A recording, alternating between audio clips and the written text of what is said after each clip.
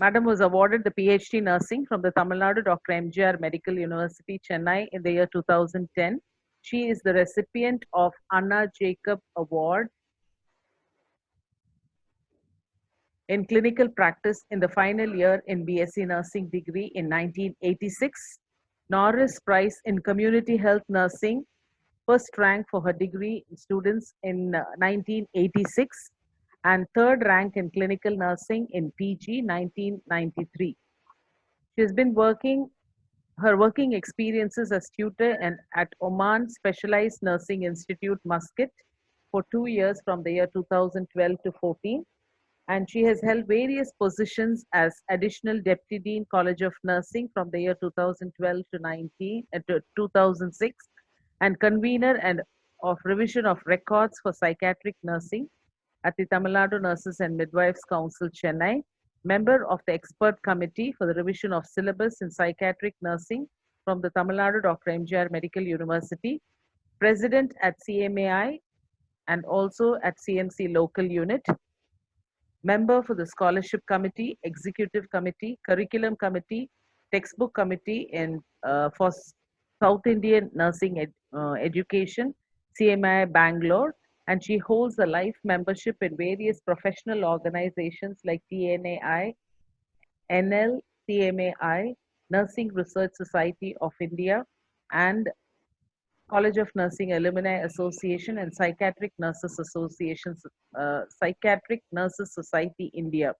She has held examinership in various universities and in Tamil Nadu and in Karnataka. She has more than 15 publication in index journals, more than 12 paper presentation at various forums at her credit. Currently, she is working at Christian Medical College, Vellore as a professor and head of the Department of Psychiatric Nursing. It's our privilege to welcome you, ma'am, with a small e-bouquet. Accept it as a token of our love. Thank you, ma'am, for accepting. Next, we have Dr. Vinita Paul Rajendran, who is the professor and department of the CNE College of Nursing, Vellore.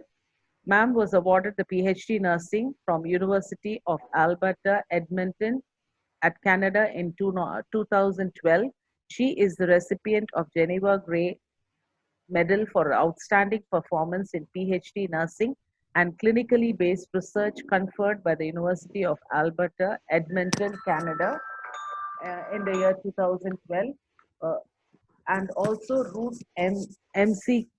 Clare Scholarship Award conferred by the University of Alberta, Edmonton, Canada in 2011, Women and Children Research Institute Graduate Studentship Research Award, and Queen Elizabeth II Graduate Scholarship from University of Alberta in 2010, and also Equip CIHR Travel Award in 2009.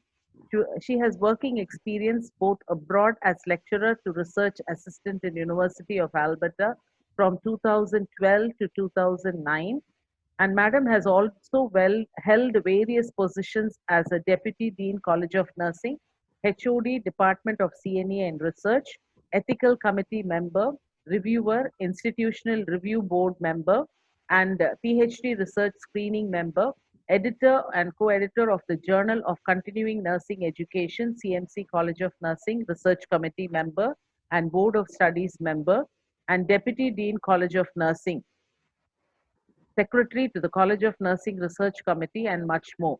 She holds membership in various professional organizations like TNAI, NL, CMAI, Sigma Theta Tau, National Neonatology Forum.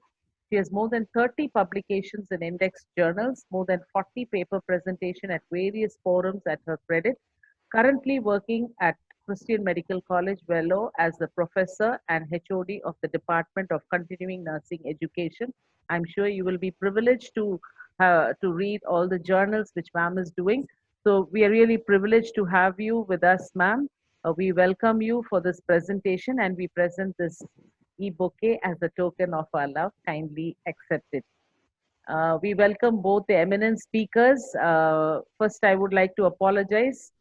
Previously, we had a setback with our technology, and today there are exactly 500 participants, and I am going to now connect it live to Facebook also at MCON, capital MCON. I'll just leave it in the chat box. You can leave it with people who are unable to connect because there were about 1,000 registrants. So we are connecting to live Facebook. So over to you, ma'am. I won't take much of your time. Thanks for accepting. And apologies once again for last time what has happened. And many people are eagerly awaiting to hear from you. Over to you, ma'am. Dr. Manoranjan. Good afternoon to all of you, and good afternoon, Dr. Rosalind. And this time I take the opportunity to thank Dr. Rosalind for giving this opportunity to present the topic on mixed methods research by me and Vinita. And last time there was a problem with technology, and this time my slides, I'm not going to operate my slides. The Lata is going to click on to the site, so please bear with me. In between, I'll be saying next slide. Sure, ma'am. Yeah. So I'm going to just talk to you about the basics of mixed methods research, and Dr. Vinita is going to continue talking to you about the science. And just for introduction of basic, next slide, please. Introduction of basic methods of mixed methods research. And if you look at into the history of mixed method research, actually here I put the mixed method research was first noted in 1950s. But recently I was going through the literature and I found that before 1950s, that is in the year 1800s itself, they were started doing this mixed method research in history. This was noted in Britain, Europe, where they were studying about poverty of families by using this mixed methods research. So after 1800s now, then we see the mixed method research in 1950s. And then after an initial period of resistance, people were not accepting this method. And this method was accepted more widely during 1980s only. And most of these mixed method studies have originated in United Kingdom and North America. This is from the literature review from which was taken from 1999 and 2009. And when you say mixed method research in the health science, it's a quite revolution because it has passed through many years. And if you look at 10 years ago, there was a very little guidance for this mixed methods research. But now there are a lot of resources are available for this mixed methods research. I was just counting when I was taking notes for this session. I could find about in the Google, there are about 25 books which I can count, which talks about mixed methods research. And there will be much more than that also. And there are mainly 3 journals which is available, mainly which talks about studies which they have adopted mixed methods research. That is, for your interest, there are some journals like Journal of Mixed Methods Research, Quality and Quantity International Journal of Methodology, and we have International Journal of Multiple Research Approach, which all this journals talks about mixed methods research. And next slides.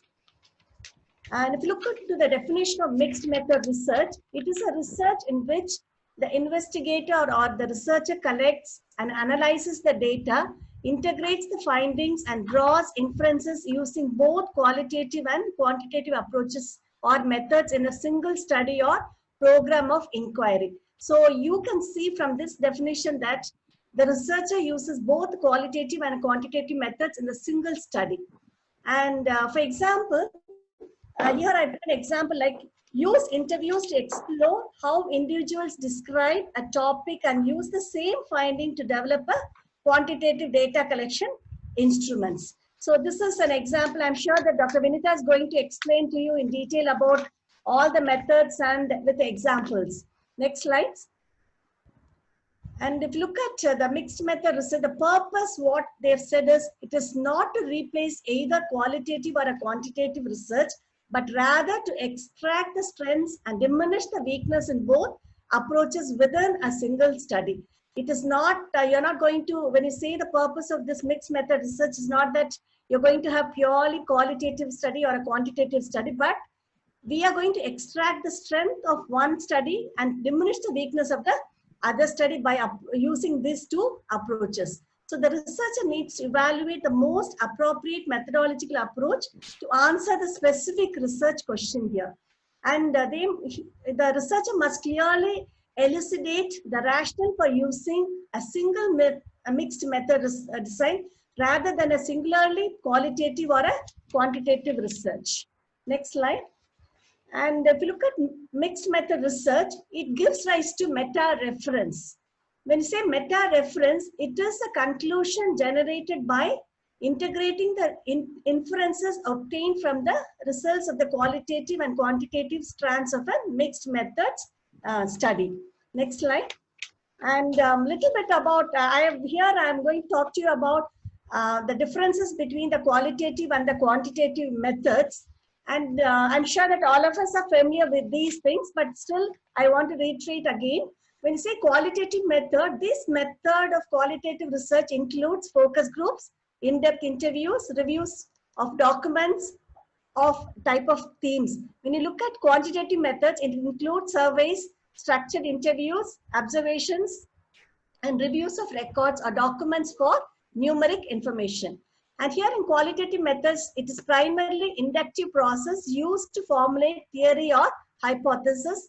Here, it is primarily a deductive process. When you say quantitative method, used to test a pre-specified concepts, constructs, and hypothesis that makes up the theory. And if you look at a qualitative methods, it is it's more of subjective one, and here quantitative is more of objective one. And qualitative research is text-based, and quantitative is number-based. And in qualitative research, you get more in-depth information on few cases. Even with one or two participants, you're going to get a large volume of information. But in quantitative methods, less in-depth, but more breadth of information across a large number of cases. And if you look at qualitative research, it is unstructured or semi-structured response options. And in quantitative methods, you get a fixed response options. Next slide. And here in qualitative methods, we don't use statistical tests. In quantitative, we use statistical tests are used for analysis. And in qualitative research, methods can be valid and reliable, largely depends on the skill and rigor of the researcher. In quantitative research, it largely depends on the measurement device or instruments what we are using. That's why we say that the instrument in quantitative studies are very, very important. Most of the time we say that it will be very good if you use a standardized instrument to collect data. And in qualitative research, the time expenditure lighter on the planning and heavier during the analysis phase. And I am sure that all of us will agree that qualitative research, the analysis takes longer time. And in quantitative data, the time expenditure is heavier on planning phase, but the analysis phase is lighter because it's numbers, and by using different softwares, we are able to do the analysis easily. And qualitative data is less generalizable, and quantitative research methods are more generalizable. These are the things which we know earlier. I just thought we will have to review these things before we go into it. So when you come to the question, when and why we need to use mixed methods research? When the phenomena being studied is considered complex and beyond the reach of a single method, we think of using mixed methods research. And then when the complexity of the problem that needs to be addressed, the rise of interest of a qualitative research. I'm sure that even in nursing, we are now talking more about doing qualitative research, and many of them have done a lot of qualitative research. They are wanting to do many more from the nursing side. Next slide. And also, one data resources may not be enough to come to a conclusion. We do mixed methods research. Initial results need to be further explained. If you want to explain further, so we go for the mixed methods research. A second method is needed to enhance a primary method. In that case, we use this method. And the project has multiple, when you do a project which has got a multiple phases, multi-phases, we go for this mixed methods research. Next slide. So even the mixed method research design, here I put anatomy because we should know what are the things which are there in mixed method research. The qualitative or quantitative methods consistently dominate over the other. Which method is dominant will depend on the question and theoretical drive of the study. In mixed method research, we don't know whether a qualitative is going to dominate or a quantitative component is going to dominate. Mainly, it will depend on our research question and the theoretical drive of the study. The next slide. And if you look at the core component is the primary, main, or fundamental study of your research or the project. And this is the method that is used to address the major part of the research question. And the core component is like a backbone onto which all other components or methods will be attached. And here the core component is always dominant in mixed methods research. Next slide. And we have two core component and a supplemental component in mixed method research.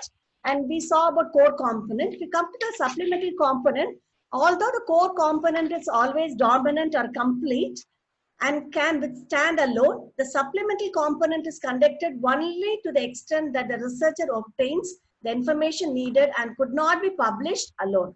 So from this, we can understand that the supplement, though we do a supplemental component of method of research, either qualitative, quantitative, this cannot be published alone. That's why we, from the definition also, we saw that it is only a single study where you see both the methods. Next slide. So coming to the theoretical drive, it is the overall inductive or a deductive direction of the research project. The theoretical drive guides the use of the core method. So we call a study either qualitatively driven or a quantitatively driven, denoting the drive in uppercase letters. Here I have put qual in capital letters for a qualitatively driven and quant for quantitatively driven. So you will see in my next slide also, I'll show you how it is. When you say capital letter qual in capital, like it is a qualitatively driven study. When you say quant in capital letter anywhere, we can easily understand that it is a quantitatively driven mixed method research. Next slide. And the supplemental component is indicated with the lowercase letter.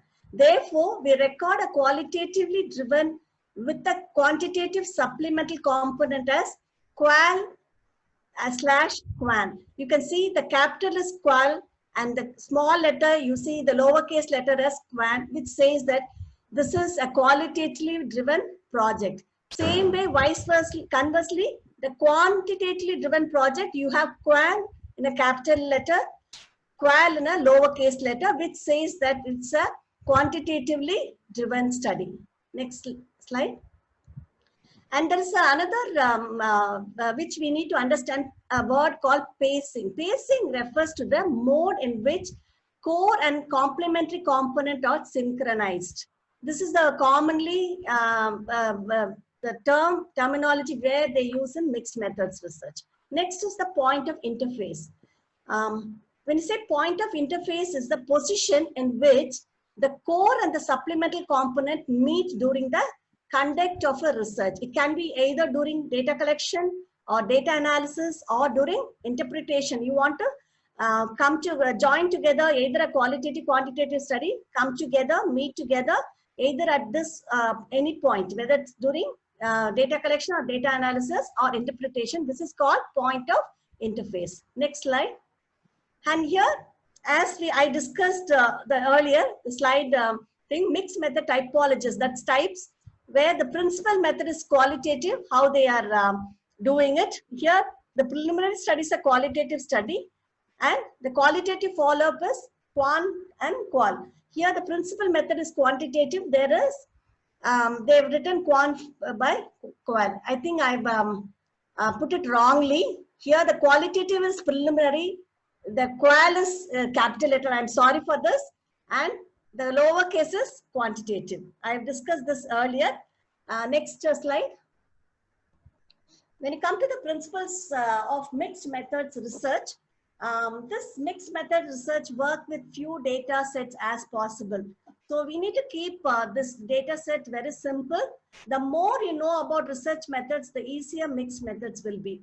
So we should know about the methods and recognize and respect the project's theoretical drive and recognize the role of the supplemental component. We should know what is core component and what is supplemental component. And we need to adhere to the methodological assumption of each method. And also, when you come to the mixed method, other thing is carefully consider the pacing of the project. So we discussed about what is pacing, what is the other terminology. So we should consider the spacing of the project. Next slide. And other principles is sampling must be compatible with the assumptions belonging to the method or strategy it serves. And mixed method design is systematic and keep the two data sets separate until the point of interface.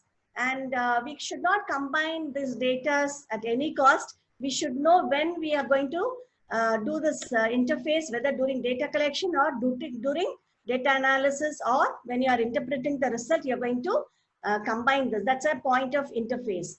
And adhere to the methodological assumptions of the code method, and whatever is being coded or counted must make a sense. So whenever you do coded, I'm sure that all of us know that in qualitative studies we code and in quantitative we count. That's why it says whatever is being coded or counted, it has to make sense. That's a principle of mixed methods research. Next slide. So coming to the advantages of mixed methods research, this mixed methods research can be used to increase the generalizing of the results. And here the researcher can add insights and understanding that might be missed only a single method is used. And other advantages, the researcher can answer a broader and more complete range of research questions because he or she is not confined to single method of approach. And the next advantage of having a mixed method is it avoids the researcher being forced to take either a qualitative or a quantitative approach. Here the researcher can do both. So the researcher here is not forced to do either a quantitative or a qualitative approach. And next advantage is it draws on the strengths of both qualitative and quantitative research. So when you have the strength of both research, your findings should be it will be very good, and you will have whatever you want, the research question you want to address, you are going to get very important findings. And next slide. The other advantages also will include it reduces the impact of any weakness which are associated with either qualitative or a quantitative approach. So even the weakness can be rectified when you use both, because you're going to combine these two results together. And it facilitates collaborative working and may reveal new knowledge in one part of the study which can be further explored in subsequent part of the same study. That's why I said when you want to do a perception of something, and then you develop an instrument to assess something. So that's why the subsequent part of can be explored in the same study. You start with a qualitative study and come to a quantitative study, or you start with quantitative and then do a qualitative one. Then it is cost effective by including a range of approaches in one study rather than each element being undertaken as a separate piece of research. So when you want to study separately, it might take long time, or it might take large amount of money, or mainly the manpower input. So if you are going to do same thing in one study, it's going to be helpful. Like in one piece of study, you are going to get a lot of information. Next slide. And that's why these things are, if you look at books, all these things are told in this words like practicality, incrementality, enhanced validity, collaboration, and complementarity. These are the advantages which are discussed earlier. Then next slide. So same way, when you have advantages, we also have disadvantages. And more than disadvantages, here I put what are the challenges we have. When you do a mixed method research, it may lead to power struggle within the research team, because some may be very good at doing a qualitative study, some may be doing very good in doing a quantitative one. So sometimes it may lead to power struggle. So we have to be very careful and smooth running of the project. Then the qualitative element can be valued more highly than a quantitative element or vice versa. Suppose the person who is doing a qualitative research will say that my element is more valid and my information data is more valid. So there will be again, there will be a problem in doing this. So we have to be very carefully undertake all these challenges, and we have to see that the research or the project is conducted very smoothly. Then the researcher or the research team, the previous slide, the researcher or the research team may not sufficiently experienced to ensure both the qualitative and quantitative elements are carried out appropriately. So we have to be very familiar with these things. Suppose if I am not very good in qualitative research, I cannot do a qualitative one. I can only go for a quantitative kind of a thing. If a person who is very good in quantitative and not good in qualitative should take up only the quantitative part of the thing. If you are working in a team, suppose if you are an individual researcher, if you have to be well versed in both qualitative and quantitative methods. Unless, or you at least, if we are not well versed, we have to get a good guidance from people who are experienced in qualitative studies and quantitative studies. I'm sure that my next speaker, Dr. Vinita, is very good at qualitative studies. Her PhD is in qualitative research. So even if we have any doubts, like we cannot keep quiet, and we have most of us go to her to ask doubts because she is an expert in that area of research. So in a team, to avoid power struggle, I'm sure that if you're going to take up mixed methods research, you can whoever is good in qualitative should take qualitative part, and quantitative should take quantitative part, and you have to combine together and do a teamwork. Next slide. A mixed method study could be more time consuming and therefore also more costly, because I'm sure that all of us know that you're doing one type of research itself takes more time and more money. So of course you're going to combine both the methods, you're going to spend more time in doing studies. So you have to separately allocate time for this, or that's why you cannot do, if you're unable to do it individually, you have to work in a team to complete it. So other disadvantages or challenges, it may lead to fragmented research which lacks a clear focus if you're not doing a very good focus and find out things. And then synthesizing quantitative and qualitative findings can be complex and may involve large amounts of data.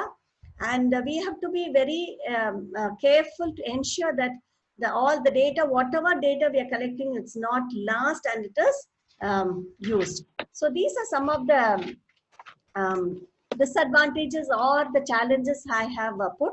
Next is the last one is the factors we need to consider when undertaking a mixed method research. Here, the researcher's skill, training, both methods have to be adequately addressed. This, I think I was discussing about this in the earlier slides.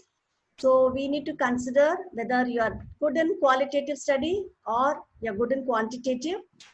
If we are not good in quantitative, maybe we can undergo some training for freshen up our whatever we have learned earlier, or if you're going to a lot of courses are available, so we can take up qualitative separately and quantitative, and we can go for this. And other factors, it's costly in terms of time and resources. We discussed this earlier, and need to be a clear rationale for doing a mixed methods research. And this should not be the chance for securing funds, because we want to have funds. And if you take up mixed method research, suppose they say that you get more funds, we should not go for it, because by doing a mixed methods research, we need to have a clear rationale. And next is, should be clear when the mixing of data will occur and how the findings will be synthesized. So we have to be clear when we are going to do the mixing of this data. That's why I was discussing about this point of interface where the qualitative and quantitative data is going to mix, whether during data collection time, or you're going to mix it during the data analysis or during the interpretation of the results. So we have to be very clear. Next slide.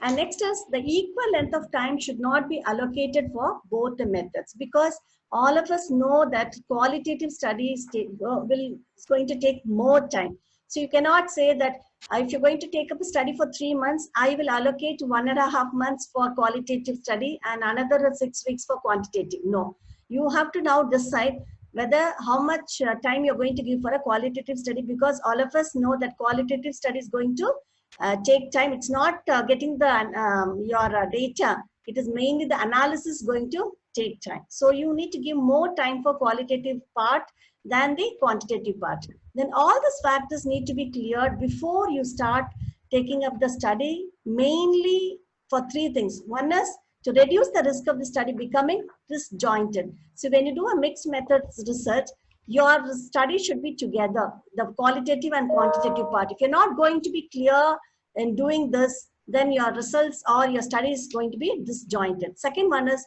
to reduce the lack of focus. So you have to be clear in above factors. And finally, minimize the power struggle between the research team members. So these are some of the factors I've listed here to be considered when you are going to start doing the mixed methods research. So I'm sure that all of us are familiar with qualitative and quantitative data. This is just, when you say mixed method research, it's just putting both the studies together in the same study. So I finished my topic.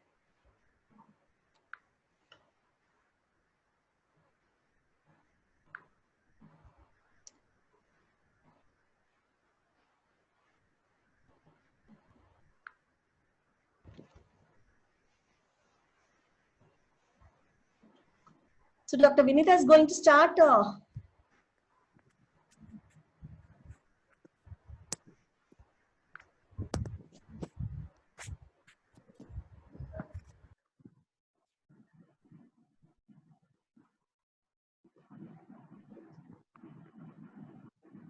Dr. Rosalind? Yes, ma'am. Yes, ma'am. The Dr. It's Vinita visible. is going to Yes, start. ma'am. Yeah. Yes, ma'am. Yes, ma'am. Ma'am is going to start. Yes. Can I start? Yes, ma'am. Yes, ma'am. Please. You can view the slides, isn't it? Yes, ma'am. Yes, ma'am. Okay. Thank you. Thank you, Dr. Rosalind, for giving us this opportunity to share a few things about mixed methods research. As you all know, mixed methods research is becoming the famous or the most important type of study that is preferred because of its of the way that we use both quantitative and qualitative research. So on this presentation, I would like to look at these things. What is mixed methods research? When should we use mixed methods? And how should a mixed method study be designed? What are the methodological challenges in conducting a mixed methods? And I must say that there were a lot of points that were already addressed. One thing which I might include in my presentation is few examples of the different types of mixed methods research, and also maybe some examples from the studies that I was involved with, I am involved with here in the mixed methods research. So going on to the definition, as you all know, mixed methods research, it focuses on questions that call for real life contextual understanding, and when you need multi-level perspectives, that may also involve cultural influences and the contextual influences. So when we want not just know numbers, how many or how much, but we also want to, in addition, understand what are the influences of the context or the culture or beliefs, values, then we usually choose a mixed methods research. So as you heard, it employs rigorous quantitative research and qualitative research, both aspects. Quantitative and qualitative has to be rigorous, and we have to follow all the principles of both the research methodologies when we use mixed methods research. We also, in mixed methods, use multiple methods of data collection, probably even data analysis, where we may use triangulation. And we intentionally integrate or combine these methods. So we can draw conclusions, better conclusions, and we can draw strengths from each of these measures. So it's like this: when you're mixing hot water, one side it's too hot, another side it may be too cool. You want to really appropriately mix these to have the correct temperature so that you can have a bath, or your child can have a bath. It's like appropriately mixing both at the right time, at the right phase, so that you get a better quality out of your research. So it's actually combining strengths of each to answer research questions. The philosophy behind mixed methods is pragmatism. This is something that I want you to understand. I wish I had put another slide on the paradigms of quantitative and qualitative. Not sure whether most of you in your master's level preparation or your PhD level preparation would have gone in depth about paradigms or the lenses that we use when we go into research. So we have to have a specific lens, or we have to have a philosophical stand when we choose our research question, or when we go into exploring the problems that we have. So if you look at the continuum, on one end is the realistic approach. Okay, the realism or positivism. I haven't put that slide here, but if you can imagine a continuum, on the left-hand side, you have the positivism, which embraces pure quantitative research. Positivists or quantitative researchers are those who would like to think that there can be only one answer. This is something I always tell in my qualitative research class. Okay, so the positivists, they always think there can be only one answer, one reality, one answer only. So when you are asking a question, you are expecting one true answer or one correct answer. That is what positivists believe, and positivism looks, and the quantitative paradigm or quantitative research approach is very much dependent on the positivist paradigm. Positivist very much believes on objectivity. You have to be objective. You should not have any bias. You must be able to really separate the participants from yourself, the data from yourself. You should not have any influence on the data. Those are the things that positivists believe in, and that is what quantitative approach believes in. On the other side of the continuum, if you imagine the line, on one side is positivism, the other side is the interpretivism, where the interpretivists believe that there can be multiple answers to one question.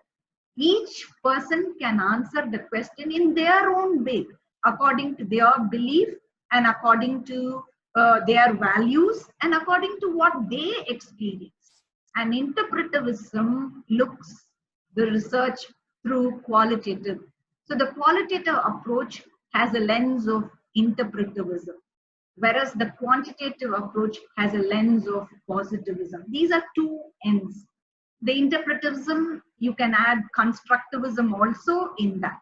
So the positivism and the interpretivism are the philosophical stands, or you can call it as worldview, which each researcher may have.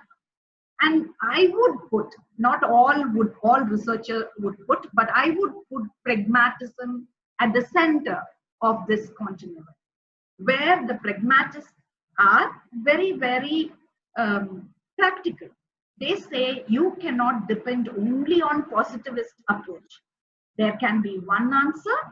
Also, there can be other types of questions may have multiple answers, like in interpretivism.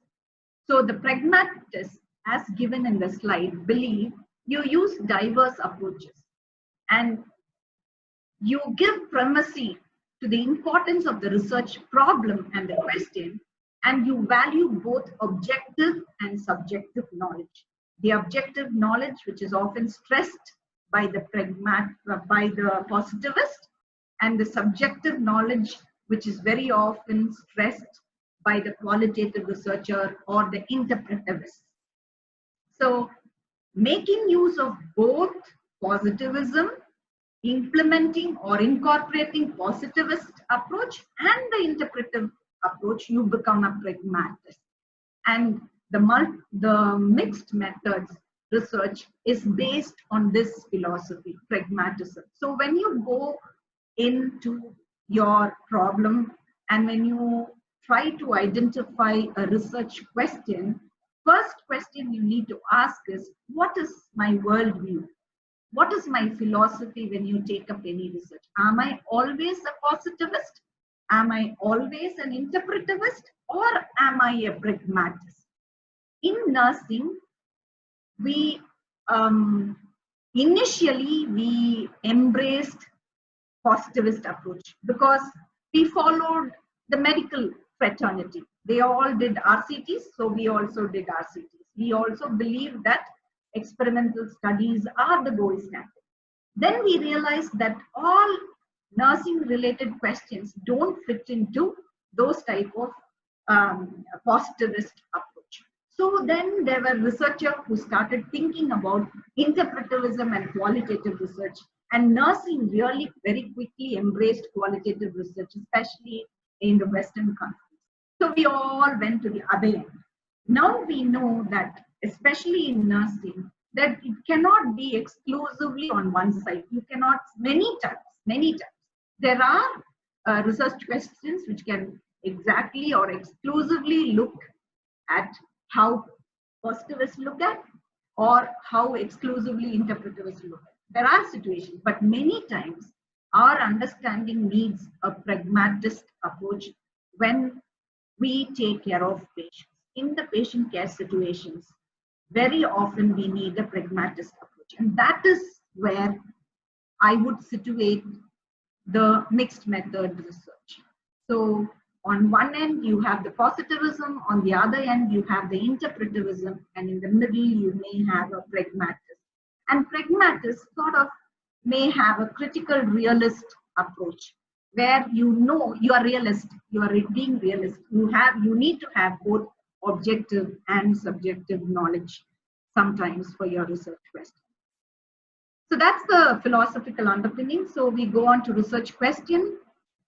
What are the things that fit into this mixed methods research? Problems most suitable for mixed methods are those in which the quantitative approach or the qualitative approach by itself is inadequate. By itself cannot answer completely your question. I'm not saying that it will not answer questions, but it may be not adequate. You somehow feel it's not adequately answered. So when such a situation happens, when you feel that one alone on its own will not be adequate to develop or to understand the phenomena that you are interested in, that is when you will use mixed methods research.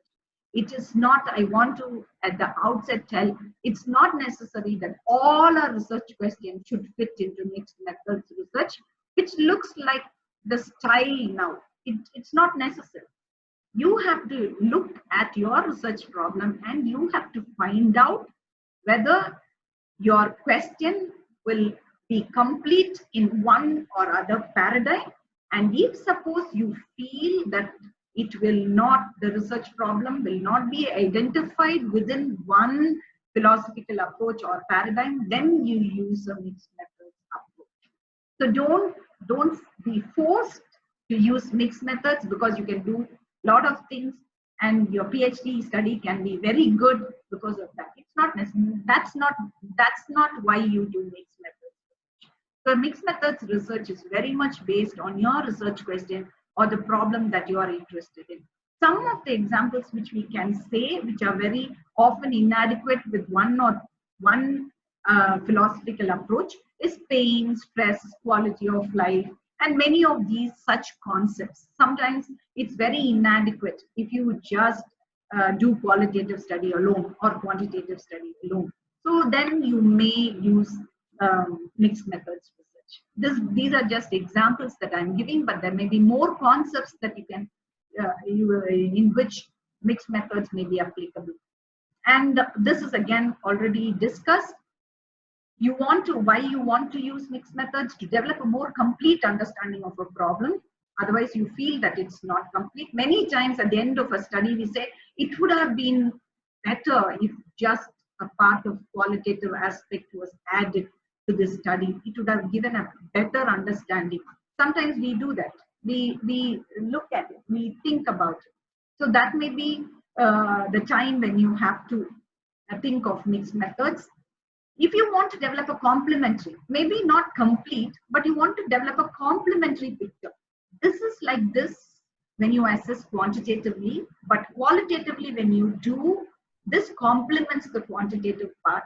So when you want to complement another question or another aspect of research question, you may use mixed methods. If you want to compare and validate, triangulate, that is another very often used methods. Very often used reason for using mixed method. When you want to triangulate, when you want to check whether this is what they're saying is correct, you may want to one group, comparative groups, you may do a quantitative assessment. On the other group, you may do a qualitative assessment, where the groups are homogeneous, and you may want to really look at the results and compare. That time, mixed methods are very useful. And to provide illustration of a context or trends, if you want to illustrate, explain a trend or a context, that time we can use mixed methods to examine some of the processes or experiences along with the outcome. You have seen that in this group, the quality of life is much better compared to this group. If you want to know why the quality of life is better, what is the process of having this better quality of life? Why? How come? What are the experiences that enhances better quality? What are the experiences that pushes them to have lower quality? If you want to examine such processes, then you can use mixed methods research to understand a little more of what's happening. Okay, and some of the essential characteristics are, you have to think of a theoretical background. As you all know, I'm sure you have learned, theory, research without theory is like somebody without a backbone. Okay, it's the backbone of the research. So you have to have a theoretical underpinning. It may be your worldview, that is your positivism or interpretivism, which explains those, or a pragmatist approach. You must have a theoretical background, or based on the design that you select, you must have a theoretical background for each of them. It can be a conceptual model or a philosophical underpinning. Based on that, you have to select your mixed methods approach and the way you do the mixed methods. And you also have to look at what is the nature of quantitative evidence you want. Is it a large part you want? Is quantitative evidence your major focus, or it's the nature of qualitative evidence? What is the type of evidence you want? Like in case of quantitative evidence, is it evidence based on your RCT study, or is it evidence based on your descriptive study? In types of qualitative, is it just descriptive qualitative evidence you want, or which will just augment the quantitative part? Or you want a standalone qualitative evidence which is based on a qualitative paradigm, such as phenomenology or grounded theory. This is something that you have to right away at the beginning itself you have to take. I'm doing a mixed method research with one of the OB/GYN doctors, and her focus, she clearly said, it's a mixed methods research, ma'am, I need help, but my focus is on the quantitative part. Qualitative part is just an additional thing. I just want some descriptions on what they are saying about the quantitative evidence. Based on quantitative answers, I would like to look at qualitative. So she was very clear at the beginning itself that her focus is on quantitative evidence. She has to make sure that her quantitative evidence is truly representing. So her focus was on that, and the qualitative evidence took this second level. It was not the core; it was not the core, and substantive or the less important part of the mixed methods research. And we also have to think of combination of quantitative and qualitative data. How are we going to combine, and how are we going to include both quantitative? At what level are we going to mix? What are we going to, when are we going to include, integrate? That also we have to clearly plan well ahead of time. And we also have to look at integration of multiple forms of data. You might have survey data, you might have intervention outcome data, you might have interview data, or you might have a focus group data. How are we going to integrate all these forms of data? What are we going to end up with is something that we have to plan well ahead of time itself. Otherwise, you will end up being very, you will have difficulty at the end of your study if you don't plan early itself. So I would again stress on this anatomy of mixed methods design. There are two components, main components, core component and supplemental. Supplemental is a word which I didn't get earlier. Core component and supplemental component. Okay, this already Dr. Manu alluded to, but I just would like to tell you again, because the types of mixed methods design is based on this core component and supplemental component. Now, what's a core component?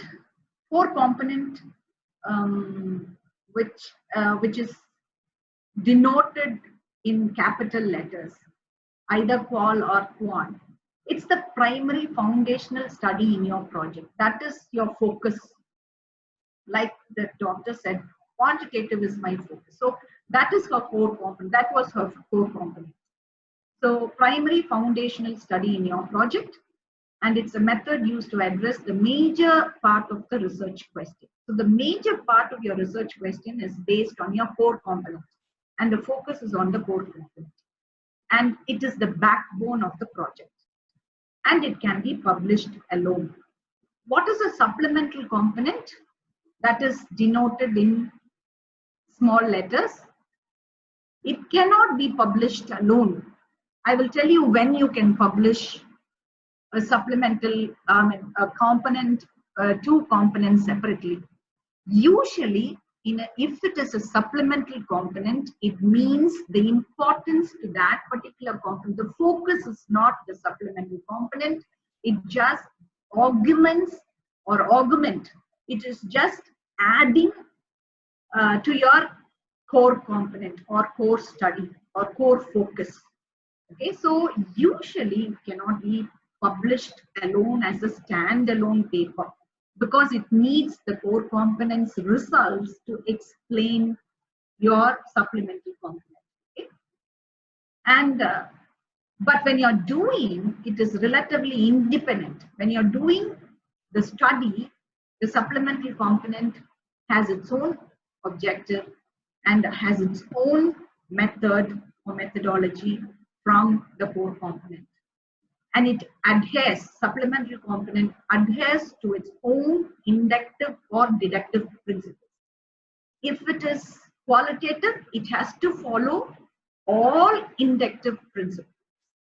I hope you know what are inductive principles. If it is quantitative, it follows all deductive principles.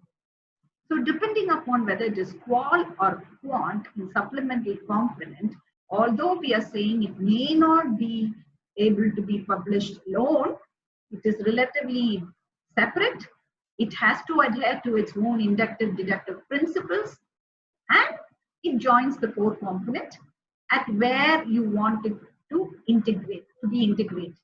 At the point of interface, wherever you want it to integrate it, it joins the core component. That is what supplemental component does. Now there are the next point we saw about theoretical, theoretical focus. We also saw about the anatomy of mixed method, which says, which looks at core and supplemental component. And now we'll look at priority. Now, if we look at priority, can there be two core components? Yes. there can be 2 core components alone, and it can be mixed methods. Okay, quant and qual. It can be plus or it can be one leading to another, which we will look at in the coming slides. Or it can, priority can be dominant type. One is core and the other is supplement. So usually the mixed methods research has core or supplemental component. Both can be core. Both core meaning both have equal priority.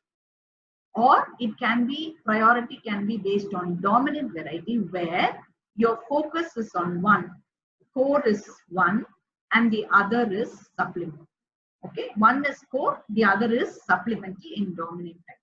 So the core is usually in capitals, the supplemental is usually in small letters. What is the theoretical drive? If we look at theory driven, I mentioned earlier, you have to have a conceptual direction of the project. All of us have a conceptual diagram, conceptual framework for our study. We base our study on some theory or conceptual model so that there is a framework, there is a structure, and there is a backbone for your study. And it really helps in guiding the study. So this conceptual direction is very, very often needed. And this might be a repetition, but I would like to say again, it's usually identified by from the research question. And you have to ask the question yourself when you're looking at, your theoretical drive. What is the overall purpose of the research? Is it for exploring something which is actually inductive, that is qualitative? Or is it theory testing, it's deductive? Or is it both? What is the overall purpose? Is it both inductive and deductive? Or your focus is only on core, or your core is only inductive, or core is only deductive? Or the importance or your theoretical drive is both. What I mean by theoretical drive is, when you say your question, your focus is only inductive, then my theory will mainly base on qualitative philosophical approaches. And when I mix the quantitative approach, it becomes the supplementary part. And so in my research, the qualitative aspect or the inductive aspect or the theory or theoretical drive becomes the prominent one. Sometimes in our mixed methods research, we have both. We have an RCT, which is true experimental design. Theoretical drive is true experimental and RCT design. And in your qualitative, it might be like phenomenology or a grounded theory. So both are very equal strength sometimes. So that is also possible in mixed methods research. So that's something that we have to explore in the beginning. Like the doctor I told you, she was very clear what her theoretical drive was, which was her core, where she is giving importance. And there might be other studies where, both are very important. I'm going to make it like this on this, and on that side, on the qualitative side, I'm going to make my theory very strong. And so I'm going to do both. So what is the importance? What's your theoretical drive is something that you have to decide earlier itself. So yes, guides the use of core method. Actually, the theoretical drive helps you to decide which is your core method. If it is quantitatively driven, it becomes quant as here. If it is qualitatively driven, it is qual as it is here. Or sometimes it can be both driven. Individually, it can be driven. Next thing that we talked about, the pacing came in Dr. Manu's address, pacing. So how are you going to pace these two aspects? Now we have decided that we want mixed methods. We also have decided what is our theoretical drive and what's going to be our focus. Now, how are we going to pace it? And pacing involves two main modes. One is concurrent and the other one is sequential. Concurrent can be called as simultaneous, and the other one is called as sequential. Again, this is nothing new for you. Most of you would have heard of these approaches and just reviewing what you already know. What is simultaneous? It's concurrent. It's called as concurrent or simultaneous spacing. Simultaneous use of qualitative and quantitative methods at the same time, or you are giving equal priority sometimes, both qualitative and quantitative method. You may be collecting qualitative data as well as quantitative data because one does not depend on the other.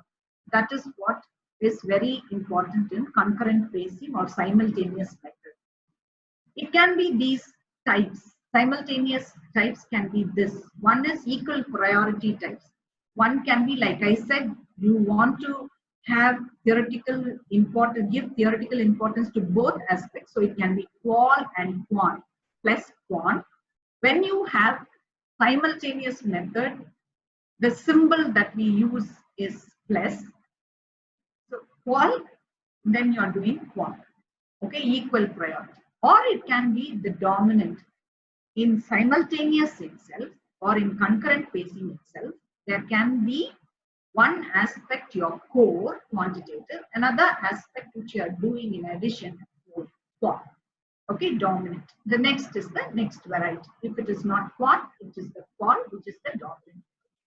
So there is equal priority variety and dominant variety even in simultaneous spacing. Core and supplementary components are kept separate. Whatever it is, whether it is equal priority or whether it is dominant type in simultaneous, the most important thing in simultaneous spacing is core and supplementary component, or core and core components are kept separate so that the questions, data, analysis do not merge. Only when you are explaining, you are trying to compare or identify or merge the explanations, the interpretations. Usually it happens in simultaneous or concurrent spacing. In sequential spacing, we will look at one or two examples very quickly. This is a second type of spacing, that is sequential spacing. What happens here? Results of one approach are necessary for planning the next method, or results of one approach depends on the other, or from one approach, results from one approach informs the other, or results one approach is explained by the other. So they are very interdependent. It can be likewise, both can be major, qual and quant, or it can be with a core and supplementary component. So I would like to just go back to two types. One is the simultaneous or concurrent spacing, where you have equal priority and dominant and non-dominant. And you have sequential spacing, which is denoted by this arrow when you have sequential spacing. When you have simultaneous spacing, it is denoted by plus sign. When you have sequential spacing, it is denoted with an arrow. So results of one approach are necessary for another, which is not essential in simultaneous spacing or concurrent method. Okay. Now we'll go on to the designs which are commonly said in most of the books. Convergent, either parallel or concurrent. That is what we called it as simultaneous design. All this first line is called as simultaneous design. Second one is sequential. The third thing which is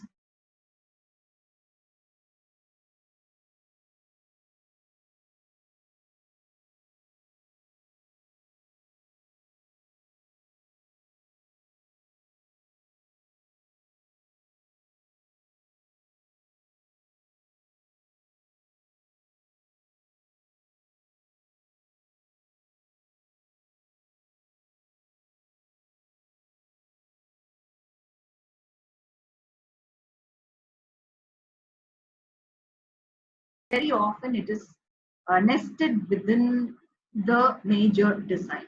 The core design can be quantitative or it can be qualitative, and the other type or the method can be nested within. Okay, so that's what this figure explains. So the most common example is something like this example given here: to evaluate the effectiveness of family centered care bundle. This is something we presented with, I don't know whether we are going to do it, but we have presented this. To evaluate the effectiveness of family centered care bundle on selected outcomes in critically ill children admitted in PICU, and to also explore the nurse's perception on implementing family centered care. What is nested here is, when you say nested, usually it is related to some intervention or some aspect of care that you want to explore further. Very often that is when we use nested design. Here, we want to see effectiveness of this family centered care bundle. We have selected some interventions in the bundle which we want to implement, and we want to see whether it really makes an impression on our difference in the outcome of critically ill children. But we also want at the same time, we want to know what nurses think and what is their perception about implementing this intervention. What do they think? What are the difficulties? What are the challenges? Or what was best for them? What was difficult for them? We want to know how it was to implement the intervention. Very often we don't do that.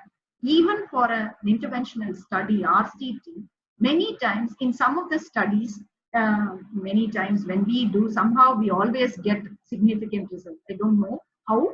We have to be very careful all the time, I keep saying. But many times we may not get a significant result.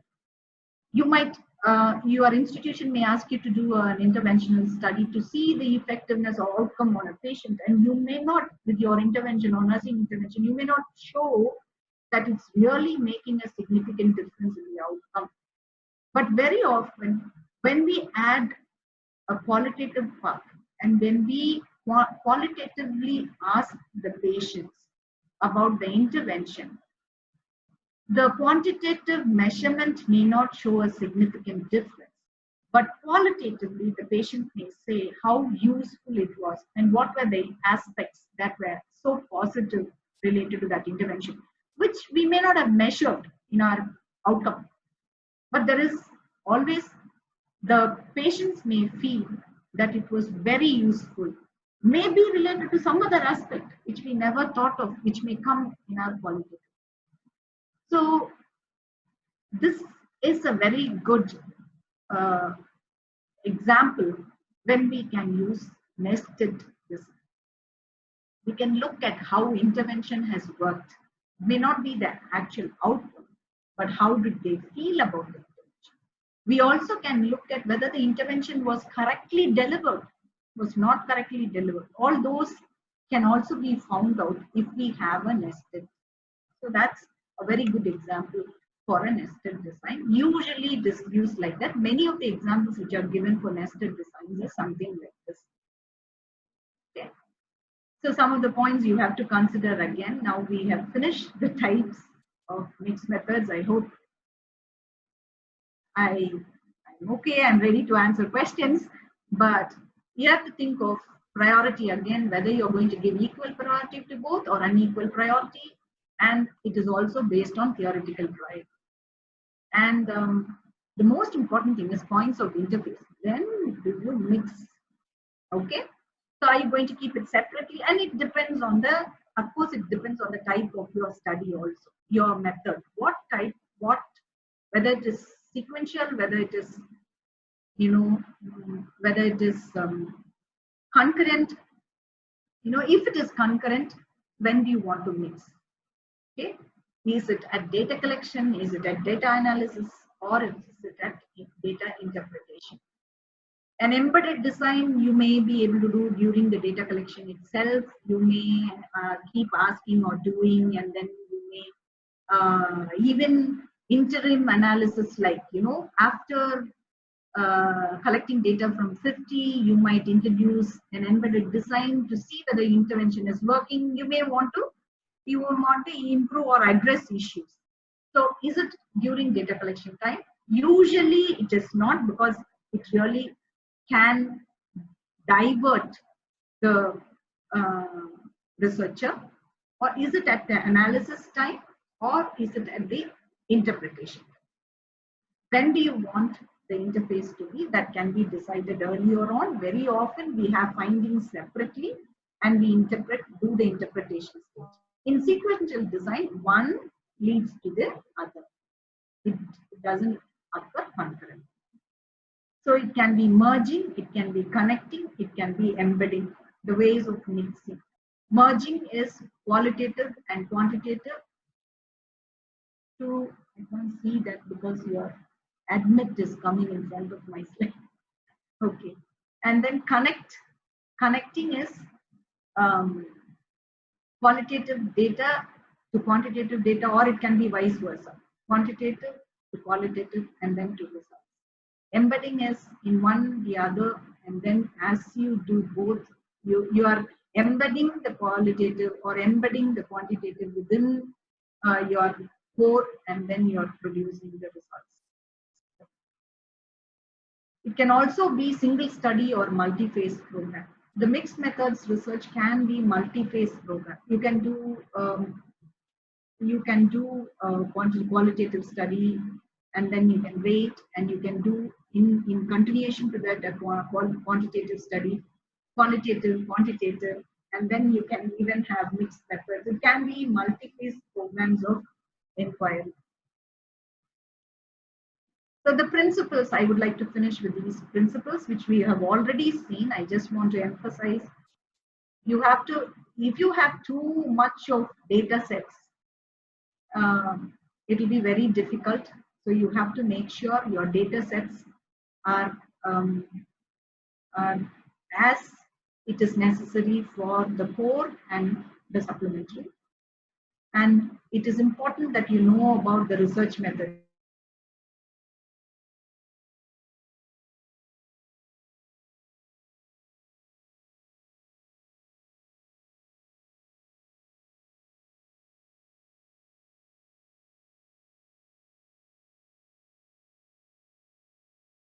Pay attention to the one, the necessary importance will not be given for those methods, and the recognize and respect project's theoretical drive. This theoretical drive is also very important. Need a large number of samples according to sample size calculation. So how are we going to get that? How are we going to switch from here to there?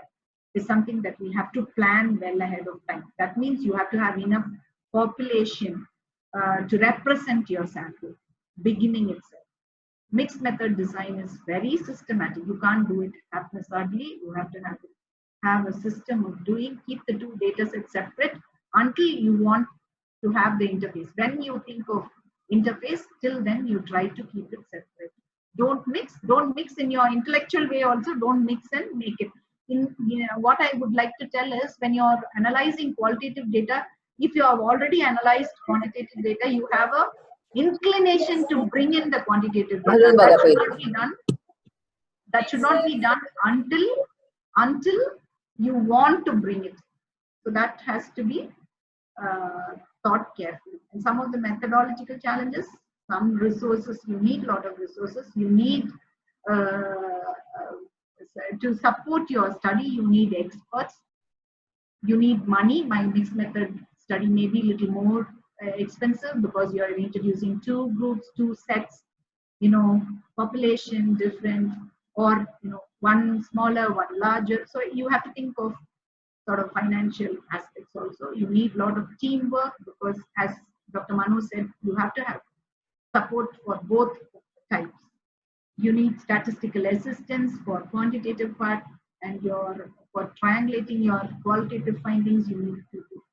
And as I already mentioned, sampling issues. You have to be very careful. You have to follow whatever it is. We have to follow the sampling guidelines for each of the methods.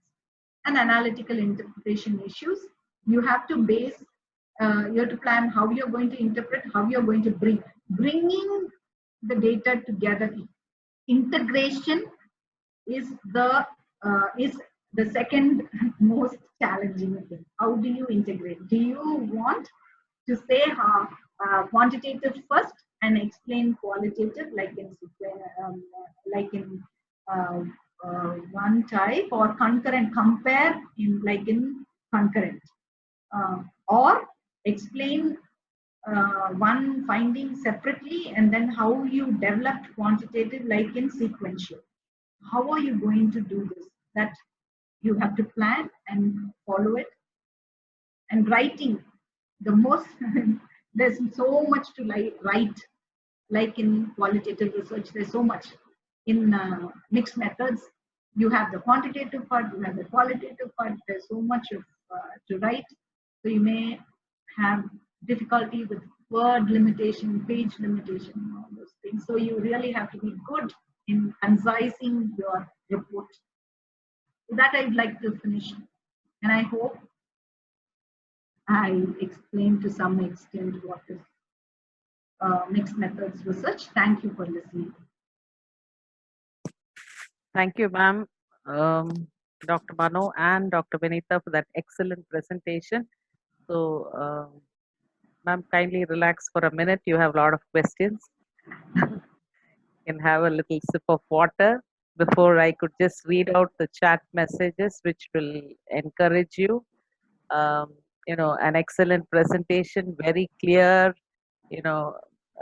made it very simple. The PowerPoint is something which is, to the point and explained so well. Excellent presentation with a lot of examples. These are some of the feedbacks which the participants have given.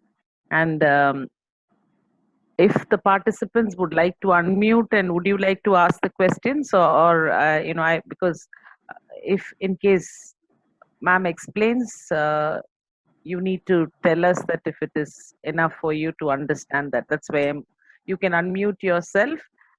Meanwhile, I will ask the questions. Others, kindly keep yourself muted so that ma'am can answer the questions. This is from Dr. Mohammed Rafi. How to integrate the statistical procedures in the mixed method, and what is the sampling technique? A few of them have asked about the sampling technique and sampling technique used in the mixed method. Anu, you want to go or right? Anu? Okay, I'll tell. Statistical methods we have in, as I told you, it is quantitative part is separate, qualitative part is separate.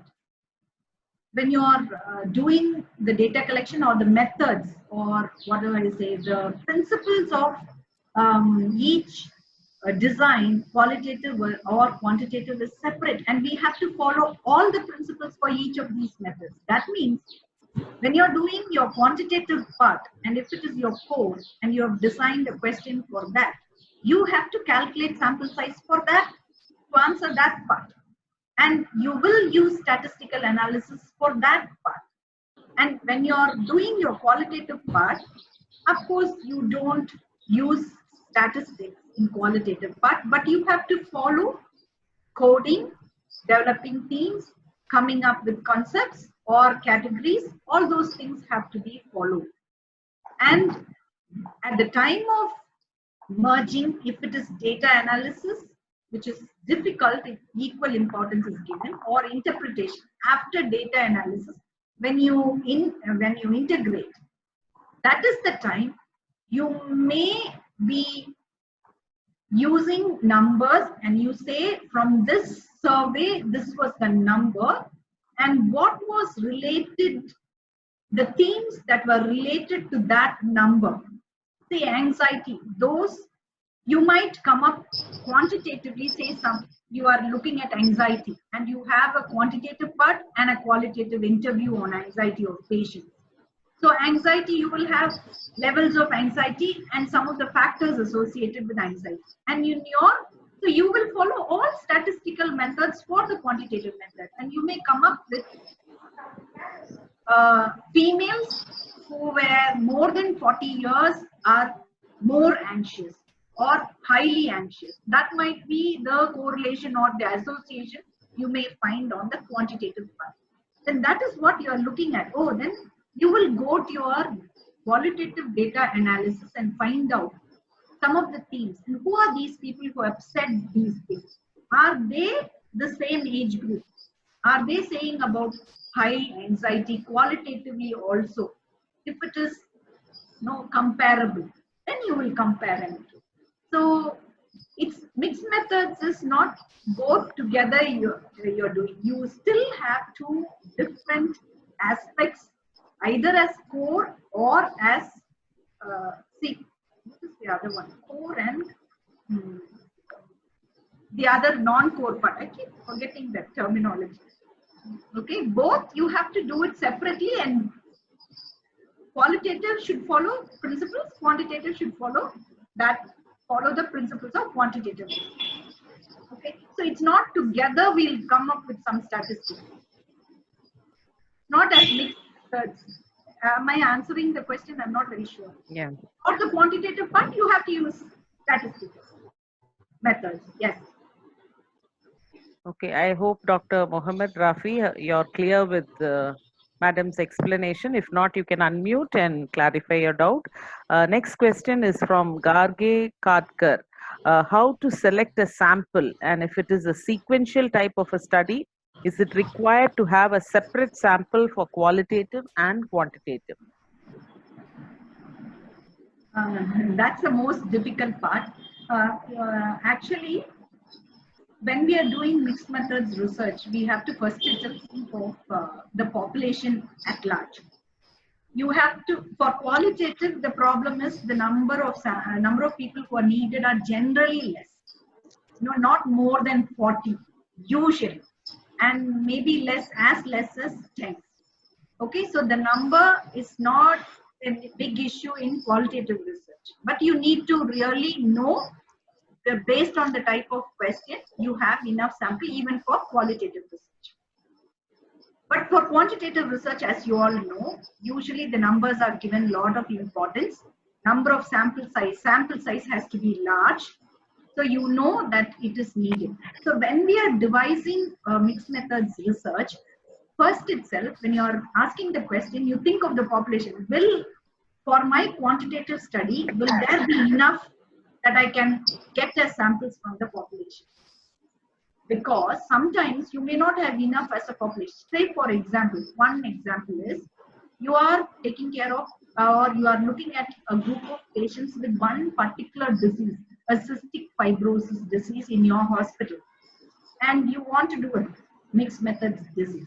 But cystic fibrosis children maybe only or 10 or 15 who may be attending the OPD regularly, maybe a little more. If you're going to do a mixed methods study related to that, you have to remember, for the quantitative part, when I do sample size calculation, I may need 50 or 60. Will I be able to access that population? That is first thing we have to decide. Okay, look and make sure that you will have population first, for both qualitative and quantitative. Second, it's very easy when you have the quantitative part first. You are finishing your quantitative part, calculation of sample size may be 60. You might finish giving a questionnaire or a survey, you may finish, and you may finish that quantitative part.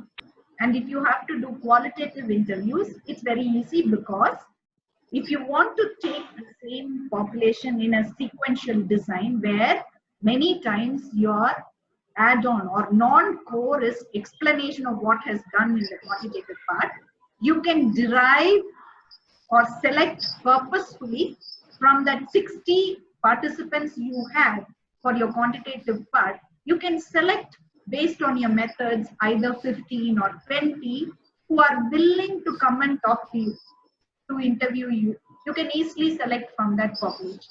That is possible. So that way, when you do quantitative as your core and then qualitative later, it becomes easier to select the sample. But the other way, when you do qual first, and when you want to validate a scale, then it becomes a challenge. So what happens is, initially, like in that example where I said, where the lived experience of cancer survivors' resilience was looked at, and then she developed a scale, and then she validated it. To validate And to do factor analysis, for each factor, you need 5 to 10 participants. So the number of people increases. So what she did, she interviewed only 10 people for her qualitative part, 10 or 11. Then she asked those are cancer survivors. So she asked them if they are willing to take part in the quantitative part. If they were willing, they were also added. And on top of it, based on the sample size calculation and inclusion exclusion criteria for the quantitative part, she included more cancer survivors to administer the question and do it. So her cancer survivor, that second part, quantitative part, was a bigger number. Only 10. But for her, if I remember correctly, I don't know, 85 or 100, 85 to 100. So she had to increase the number. She has to wait till she got all the subjects who fulfilled the inclusion criteria, and then she administered the questionnaire that she developed to validate it. That's how you select the sample. So for that, she needed to have that population from where she can select. It took her a long time to get the cancer survivors for the quantitative part.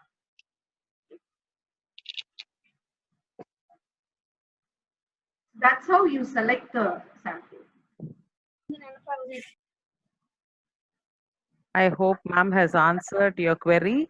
Going on to the next question is how to calculate the sample size in qualitative design, and how to consider a saturation point. There are two people who have asked, so I've just mixed up both the questions together. Sample size and saturation point of sample size. Yeah, in qualitative research, sample size is not definitely given. Most of the methodology or the qualitative designs, which are like phenomenology, grounded theory, ethnography, these are three common ones, but there are so many others, interpretive description, and then discourse analysis. So many different types are there. Each of them have their own way of looking at data collection and sampling. Like phenomenology, the phenomenologists or the phenomenological underpinning is that you are looking at their everyday inner life experience. It's not simply, it's like how they feel about something. So they say it is enough if you do some who have undergone that experience. And phenomenologists don't want to really think of 80 people interview. If you ask 8 people and if they tell about that experience, that's enough. That is what phenomenologists believe. Grounded theorists believe that you have to have all aspects covered. Until then you do. That is called as saturation. Is your categories complete?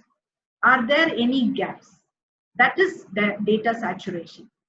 Okay, any concept is evolving.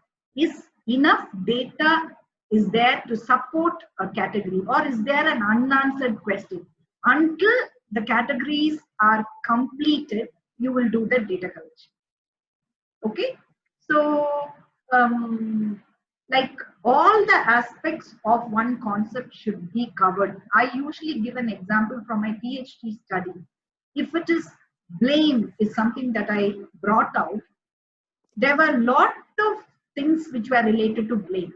Who blamed, when the blame occurred more, during or after, or when their child went home after discharge, when it happened, from whom it happened, who all blamed, and what type of blame and what cost. All these are different dimensions of blame. So you will collect data till all these aspects are saturated. You have enough answers for who all blamed. If they all blamed, why they are blaming? Do you have explanations with or from their experiences? What is the time that blame occurs commonly? Do you have? If you don't have, I don't know when you go back and more interviews you do. That is how you plan for interviews or samples in grounded theory. So it's like in ethnography, no definite sample size. Everything is sample. You have to do as many interviews as possible, as many observation as possible. So what I would like to suggest is in qualitative research, it depends very much on the philosophical underpinning or the design of each design, and how much data you can get and when you cannot get more data. Is all your categories full and there are no more questions you have and no more answers which are different? Until then you will. That is what is data science. Thank you, ma'am. One last question. Is there any minimum and maximum number of questions in relation to semi-structured interview schedule in a qualitative phase? Now again, there's no limit as not limit. I'm saying there's no number as such for the number of questions. Actually, we say you have the interview. If you read about qualitative interviews, they'll always say you have one overarching question, which is called as the grand tour question. You will say, what can you tell me? Can you please tell me about this? I want to know about this particular experience. Can you tell me? That's all you ask. That's a grand tour question. You're not specifically asking.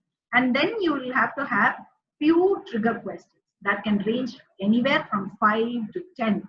Don't have too many questions earlier itself. And remember, in qualitative interview, your questions are flexible. It can change. So you have some assumptions. Based on your assumptions, you are developing some questions. Say, for example, the grand tour question and some trigger question. Can you tell me from morning till evening what you do? So you want to understand the activities. What is the most difficult thing in caring for this child? What is the most challenging? Maybe there are some trigger questions. But then much more than your trigger question, there might be answers coming to you from different, they might be parents or patients may be telling so many things. Then you may have to have more questions. So you may have to increase your questions based on what you're asking. So you will have only few trigger questions. Yes, 5 to 10 is what I usually tell, not more than that initially. Okay. Thank you, ma'am. Something related to funding. There's one funding agency is not much supportive for qualitative study, including DCGI. Will you please guide regarding funding for mixed method? That will be the last question, ma'am. Sorry to ask you so many questions. No, it's nice. I must confess that I'm not an expert in getting funding for my studies. It was much easier abroad when I did my PhD. Every aspect I will put for my abstract. I'll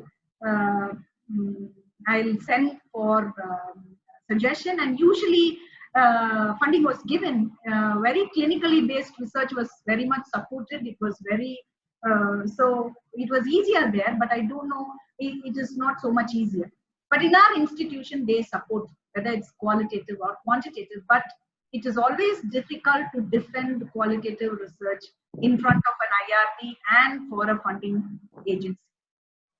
So that is why now people are looking at mixed methods, because they don't get funding.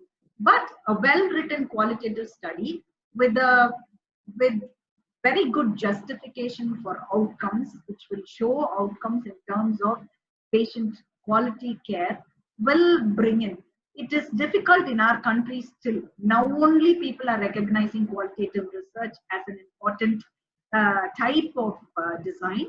And I'm glad that we are changing. Even in our own institutional IRB, things have changed a lot. When I presented a few years ago my research, there were a lot of questions. But now many medical people are coming forward to do qualitative. Yeah. And it is accepted very well. And so slowly, I think we'll be able to get funding. Maybe initially we have to do qualitative research as part of mixed method and get funding. And usually you say no. My supervisor will always say, money begets money. Once you get funding, it really shows that you have done a good job. Then you can apply for funding, purely qualitative. Then it becomes easier for you to get funding. They look at your funding, and that's a good history of you getting funding. So I would suggest initially you get funding for mixed methods, and then you do Qualitative. Yeah. to get from. That's a good idea. Mhm. Right. Okay. I think almost all the questions are picked out. Participants, any more questions?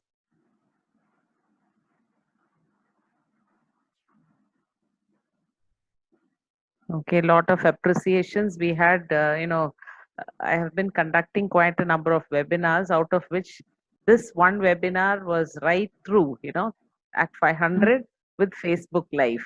So, people were not dropping in. Normally they come in and, they finish and they leave till the last, which shows that both the madams have done justice to your presentation, and people could not, log out and go. So that shows how much of clarity in your presentation. Thank you so much ma'am, for accepting our invitation. I know both of you are very busy as HODs of the department. And hello, Yes. am I audible? Yeah. Yes. So thank you so much for accepting our invitation. For the second time, you have come in. I'm sure you have a lot of work, but you have imparted your best knowledge to a big group of people. Thank you, ma'am. It's actually a 2-day conference at CMC Vellore, but madam has made it. Actually, it started as a faculty. My faculty wanted to update their knowledge. So, and then I thought I'll extend it to everybody so that everybody will get a lot of information. Thank you so much on behalf of all the faculty of Madras Medical Mission College of Nursing. I extend my hearty thanks to Dr. Mano Ranjitham and Dr. Vinita for doing your best on the presentation given to you. Thank you so much, ma'am. Over to Dr. Lata for a formal vote of thanks. Thank you, ma'am. Good morning to one and all present for this live webinar. Sorry, good evening. Gratitude is not only the greatest of virtues, but the parent of all the others. So I take this good opportunity to propose the vote of thanks, acknowledging everyone who made the day happen. On behalf of the entire fraternity of Triple M College of Nursing and Department of Research, I extend my most sincere thanks to God Almighty for making today's webinar a resounding success. I take this opportunity to thank the management, Madras Medical Mission, for giving us a forum and a support for organizing this live webinar on mixed method research. My deep sense of thanks to our most respected principal, Dr. Rosalind Rachel, who excels with excellent stewardship that stimulate us to our best and standing as pillars of strength. Thank you, ma'am. I extend my heartfelt, profound gratitude to the distinguished speakers of this webinar, Dr. S. Mano Ranjitham, Professor and Head of Department Psychiatric Nursing, and Dr. Vinita Ravindran, Professor, Department of CNE, College of Nursing, CMC, Vellore, for the bird's eye view of perfect integration of blending of participants. Please keep your mic in mute. For the bird's eye view on perfect integration of blending of qualitative and quantitative research,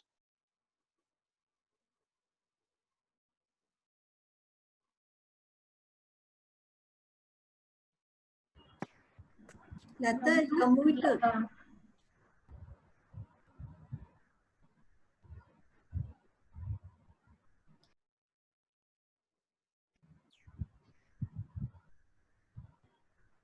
Since they made a lot of noise, I muted. So, okay. Sorry, Lata. sorry, ma'am. There was so much No of problem. disturbance. Okay.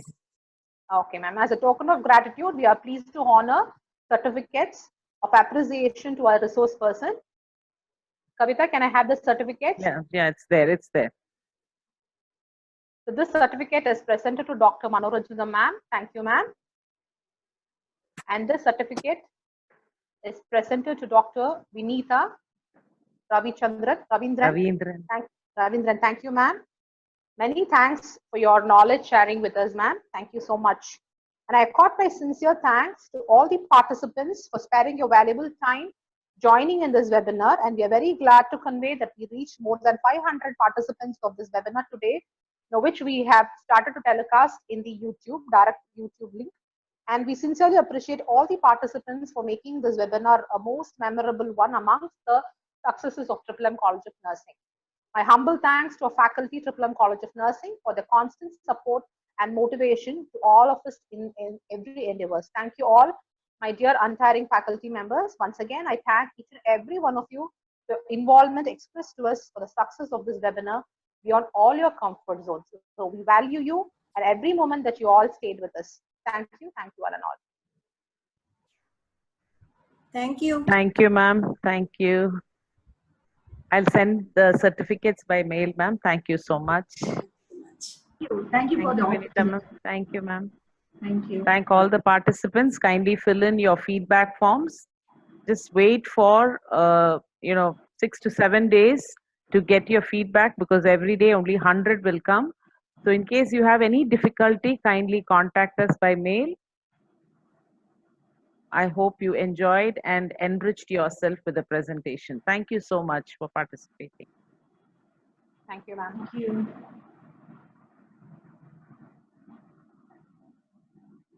Good evening.